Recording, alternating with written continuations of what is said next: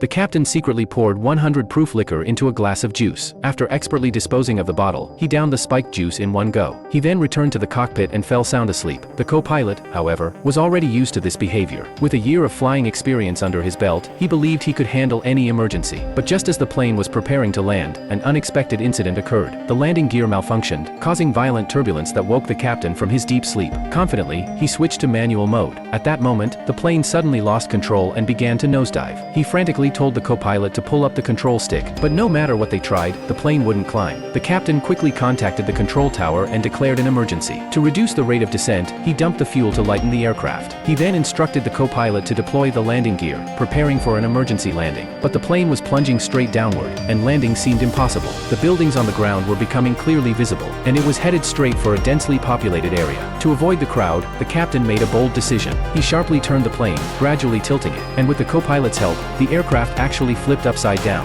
The maneuver successfully halted the descent, but at this point, fuel was almost gone, and reaching the airport was no longer an option. Worse yet, all engines had failed. The captain had no choice but to attempt a landing in an open field nearby. But just ahead was a church, with a group of people attending an event below. As the plane was about to crash into the church, the captain desperately tried to steer away. Although he managed to shift direction, one wing still clipped the building. The plane crashed hard into the ground. While unconscious, the captain vaguely saw someone pulling him from the wreckage. When he woke up again, he saw news of the crash playing on TV. It was because he had dumped the fuel earlier that the plane didn't explode on impact. The captain's quick thinking had saved all the passengers from the brink of death. The media reported the story widely, hailing him as a national hero. After being discharged from the hospital, the first thing the captain did was throw away all the liquor at home.